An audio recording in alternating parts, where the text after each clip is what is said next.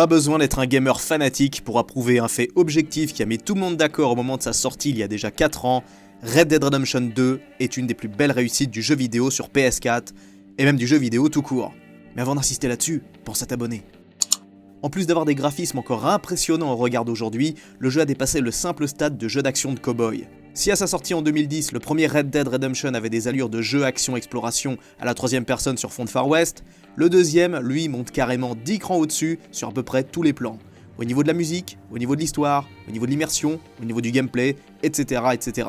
Là on passe dans l'ultra-réalisme et dans la quasi-simulation à la troisième personne et à la première personne avec un rendu juste incroyable. On peut quasiment tout faire dans Red Dead. On peut dormir, manger, on peut voyager en locomotive ou en diligence, on peut pêcher des poissons de toute taille, on peut se fringuer comme on en a envie, on peut traquer des animaux pour les manger et pour leur arracher la peau et la revendre aux trappeurs les plus offrants, on peut nager, on peut attraper un cheval au lasso, ou encore partir à la découverte des innombrables easter eggs qui pullulent dans chaque recoin de la carte. Il y a toujours des choses à faire dans Red Dead Redemption 2. Vous pouvez vous accorder de simples balades dans des lieux tous plus diversifiés les uns que les autres, les forêts, les montagnes, les marais, mais aussi dans l'épicentre de la civilisation. Pour autant, si vous êtes du genre à kiffer les défouloirs, alors Red Dead est fait pour vous. Vous pouvez assouvir toutes vos pulsions destructrices et amorcer une belle déchéance sociale.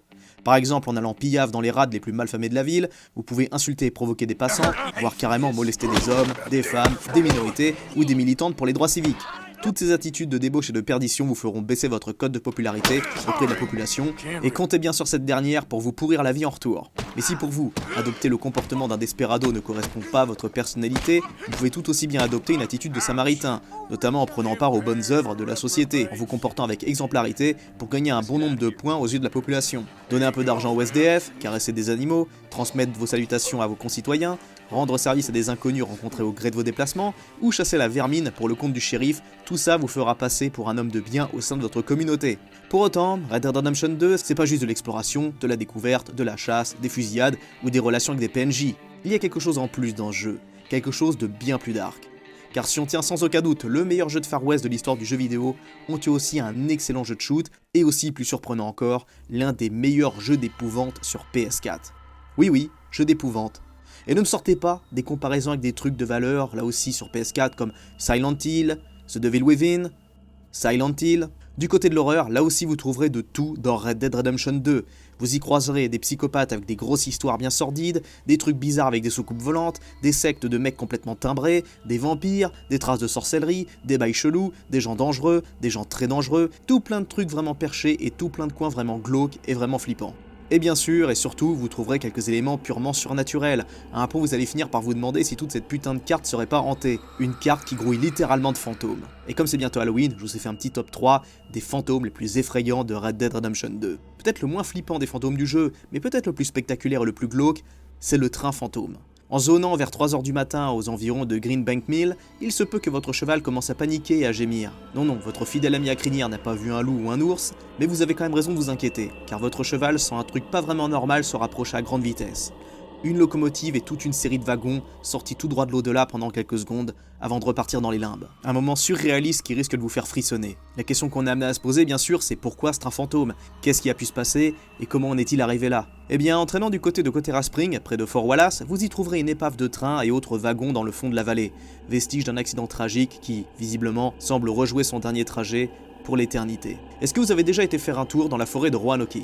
De tous les coins les plus creepy et les plus glauques de Red Dead Redemption 2, cette putain de forêt est pour moi le coin qui met le plus mal à l'aise. Entre les rushtones Murphy qui essayent de vous buter, les mecs chelous qui vivent en autarcie dans leur village, les maisons qui semblent abandonnées et éloignées de tout, sans oublier les naturistes qui se prennent pour des bêtes sauvages, on a affaire ici à un des coins les plus hostiles et les plus tristes du jeu, un décorum humide, froid, avec ses divisions d'arbres aux branches menaçantes, confère à la région de Roanoke une aura malveillante et forcément hantée. Si vous avez l'idée géniale de traîner dans ce lieu complètement sordide, il se peut que vous entendiez quelque chose. Des chuchotements de fantômes. Et non, là je vous parle pas d'ASMR, mais bien de surnaturel, des sons qui semblent glisser entre les arbres pour mieux vous attraper. Vous n'aurez pas besoin de trop prêter l'oreille pour entendre des chuchotements venant tout droit de l'au-delà. Ces chuchotements proviennent de ce qui a dû être une jeune femme apeurée, effrayée, perdue et isolée au milieu de cette forêt maudite avec son crush. Qu'est-ce qui a bien pu se passer? La jeune fille et son amoureux ont-ils fini par disparaître, avalés par la forêt? Ont-ils été enlevés par une sorcière? Le jeune homme aurait-il assassiné la jeune femme avant de s'enfuir dans la nature? Chacun peut se faire sa théorie sur cette sordide affaire et imaginer quelque chose d'horrible. Pourtant, si vous vous rendez au cinématographe, il se peut qu'un jour vous tombiez sur un film expliquant les dessous de l'histoire. On apprendra que la jeune fille s'appelait Ethel. Désobéissant aux injonctions puritaines de sa mère, la jeune demoiselle fit le mur pour rejoindre le mec qu'elle avait en vue, un certain Eugene Hutton. Au cours de leur balade, ces derniers furent attaqués par des fantômes de soldats anglais. Un fantôme tranchera la tête du pauvre Eugène. Prenant la fuite pour échapper à ces démons anglais, la pauvre Ethel sera accusée de sorcellerie et d'avoir causé la mort du jeune homme. Elle finira brûlée vive sur la place du village. L'âme et l'esprit torturé de cette pauvre Ethel, encore à l'aube de son existence, finira donc par aller hanter la forêt de Roanoke pour l'éternité, sans nul doute. Ok, les forêts de Roanoke ont une bonne place au niveau du creepy et du glauque. Et bah pour autant, les bayous de l'état de Lemoyne, eux, n'ont absolument rien à leur envier. En plus des alligators qui risquent de vous boulotter si vous les approchez d'un peu trop près, en vous baladant la nuit dans les marécages, vous risquez aussi de vous faire suriner par des membres du peuple de la nuit, une sorte de tribu vaudou que vous risquez de croiser sur un coup de malchance. Ces gars ont plus d'un tour dans leur sac pour vous piéger. Vous descendez de votre cheval pour décrocher le corps d'un malheureux pendu à un arbre, et bah vous feriez mieux de vous raviser et vous tirer très vite, parce que pendant que vous essaierez de décrocher la dépouille de la victime, le peuple de la nuit va en profiter pour vous tomber dessus, pour vous égorger et vous dépouiller. Vous entendez une femme pleurer au beau milieu des bayous, vous voyez effectivement une femme malheureuse à genoux en train de sangloter au milieu des marais, et bien vous feriez mieux de lui balancer un bâton de dynamite plutôt que de lui porter secours. Car si vous pensiez avoir affaire à une pauvre femme innocente perdue dans cette terre maudite, vous vous trompez, car c'est une des membres du peuple de la nuit. À bonne distance, cette dernière se lèvera brusquement pour mieux vous trancher la gorge, sans oublier tous ses potes planqués sur les côtés qui viendront l'aider dans sa sinistre besogne. Pour autant, c'est pas la seule fois où vous entendrez des pleurs de détresse dans les bayous de Lemoyne. En vous baladant la nuit par temps brumeux, à Blue Water Marsh, vous entendrez et vous verrez sans doute le spectre d'une femme, le fantôme d'une âme au cœur brisé du nom d'Agnès Dowd. Vous pouvez croiser son fantôme à plusieurs reprises, et la première rencontre peut être vraiment surprenante, et bien flippante. À chaque rencontre, le fantôme d'Agnès racontera un épisode de sa vie tragique avant de retourner dans les limbes. Au fur et à mesure, vous comprendrez son histoire, une histoire qui semblerait écrite par Shakespeare et Edgar Allan Poe. And I thought he was a gentleman. Gentleman, indeed. You were just hillbilly white trash like my mama always said.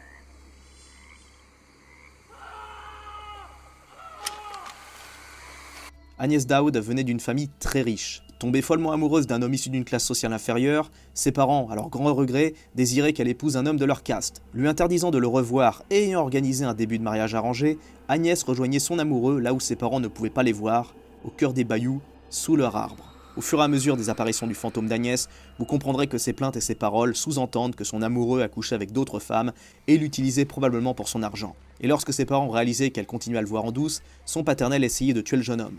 En vain.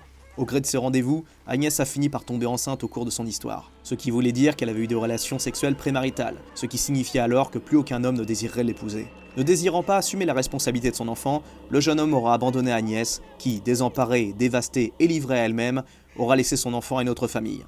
Éperdument amoureuse, Agnès retrouvera son amoureux pour tenter de le rapprocher d'elle, mais le jeune homme repoussera les avances de la jeune femme. Esselée, Agnès découvrira que son amoureux de toujours a entamé une relation avec une autre femme. Submergée par le désespoir, le chagrin et la rage, Agnès assassinera le couple. Agnès s'enfuira dans les marais pour se pendre à l'arbre où elle et son amoureux avaient l'habitude de se retrouver. La tombe de la jeune femme se trouve à Shadybel et porte la mention « Âgée de 19 ans, s'est tragiquement suicidée et a tué d'autres personnes le 4 décembre 1883 ».